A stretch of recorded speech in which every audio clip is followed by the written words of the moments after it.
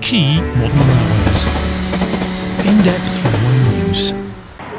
Hello and welcome to the preview of Modern Railways September edition. What's going on this month? And part of it is about Anglia, hence this.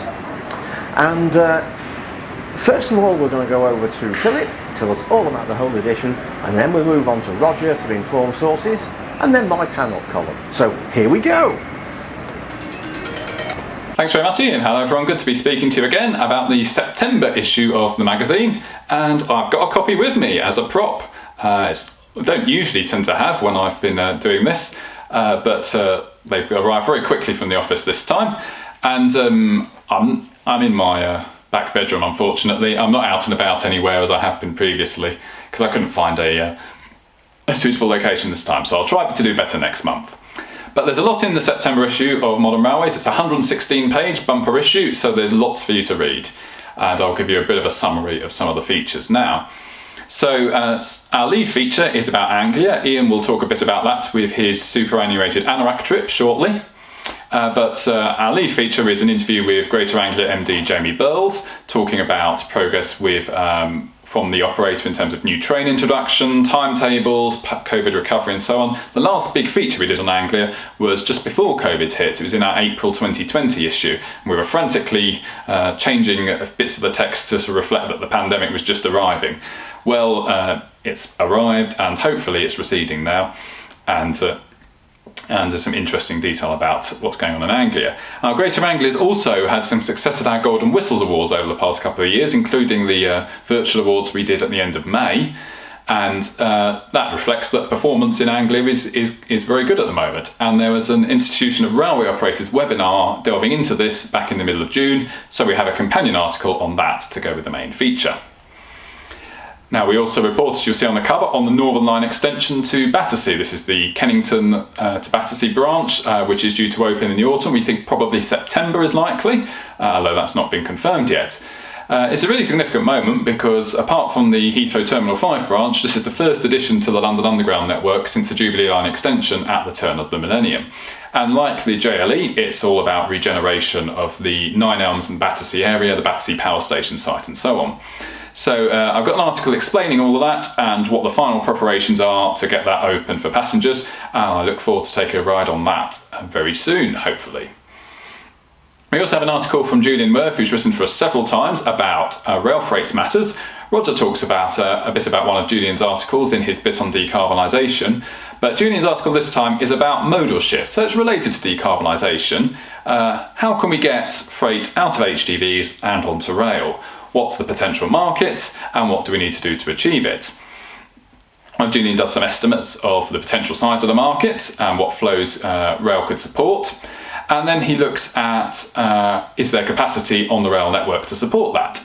Well, his conclusion is that in most places, if we build HS2 and that takes some trains off our existing main lines, there is capacity. But there's a couple of key exceptions where we do have some work to do, and he explains those in the article. Now, the main cover features you'll have seen is expanding the network, and everyone's very familiar with the Restoring Your Railway initiative, the reversing beaching plans, and it's good to have a suite of features focusing on a few of those, including 3 areas which have recently got Restoring Your Railway funding. Now, we've focused before on the Oakhampton branch, which is they're working on at the moment, and the Northumberland line, which is slightly behind that. Another one that's a really good prospect is the Fawley branch. This is on the edge of the Solent in Hampshire. It's an existing freight-only line where the locals hope to get a passenger service going. So that's had a Restoring Your Railway funding into some studies, which has produced some options, and my colleague James Abbott outlines the work that they're doing there and what the prospects are. And another scheme that's got funding is the Abbey line. This is the Watford Junction to St Albans branch, where the aim is to put a passing loop on. At the moment it's got a 45-minute frequency as the prevailing service because you can't run there and back in half an hour. So the hope is to put a passing loop on, but also do some enhancements at Watford Junction to improve the interchange there. So we discuss and review all of those prospects. And Stratford to Honeybourne is another scheme which run Restoring Your Railway funding. So my colleague Andy Roden has considered what the potential is there. And he's also looked at the opportunities Very Light Rail might offer in terms of reopening branch lines. So there's a lot in the magazine. You'll see the cover picture is the Staycation Express, the rail charter services Cecil and Carlisle service. We have got a news update on that, including, because that's the first issue of the magazine since that's restarted for this year. It's had some challenges, but we do hope that succeeds, because it's a really good initiative, and it's a really good photo opportunity as well, as the cover shows. And there's lots of other news. It's been a very busy month, particularly up towards the parliamentary recess, so there's lots for us to report on, and Roger and Ian will cover their own bits separately shortly. So I've talked for far too long now, but as you can see, it's a really packed issue, so I do hope you enjoy it. All the articles are available on our website for digital subscribers as well, or you can get the paper magazine sent to you through the post, or you can subscribe through Pocket Mags. Well, hello again. Last month we videoed this preview from a Platt station at an abandoned railway, and this time, for a change, I've come to an abandoned station on a very busy railway. This is Chiltern Green Station on the Midland Main Line between Harpenden and Luton, and all that remains is the station house that you can see behind me. It was closed about 1952. Anyway, let's go and get a better picture of the railway itself, because it's quite relevant to what I'm going to talk about. Well, here we are looking at the railway rather than the station house, and this month's Informed Sources is a very busy issue.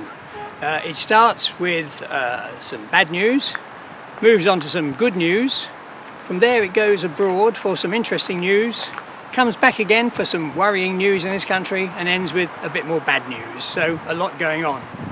On Modern Railways, we joke about the curse of the Modern Railways cover.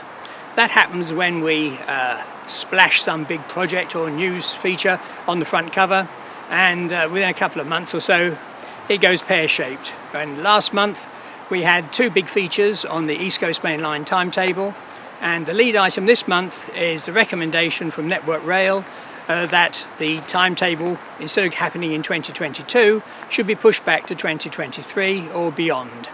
There are various reasons for this, which I explain, including some technical issues like uncertainty over the future availability of the Azuma trains, but also modelling has shown that there are performance concerns. So that's the bad news. I then come to the good news, which is the government's decarbonisation transport publication, and that really has brought the electrification, rail electrification campaign that we've been pushing. There's a lot of commitment, short of the money of course, but the government is all for electrification, and a particular winner is freight, where the freight infill scheme proposed by Julian Worth back in Modern Railways in 2018 gets a lot of mention, a lot of positive support for freight. From there we go abroad for some interesting news. I don't write much about overseas railways, but a recent issue of the Railway Gazette had an article about electrification in India, and the numbers, given the size of the country, are quite amazing. But what I think we can learn from is the way they've organised it with a central directorate and a Mission 100 mentality. Then I come back for the worrying news.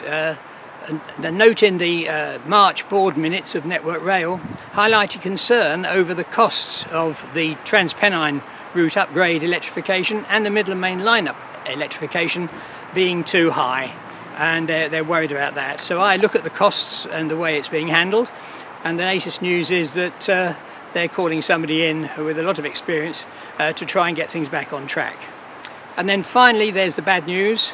At times you may have thought that Informed Sources should have been titled Fatigue Cracking Monthly, and I'm afraid they've found another crack in another area on the Intercity Express programme, on the Class 800 trains in service with Great Western and LNER, and that's why obviously it affected the potential timetable.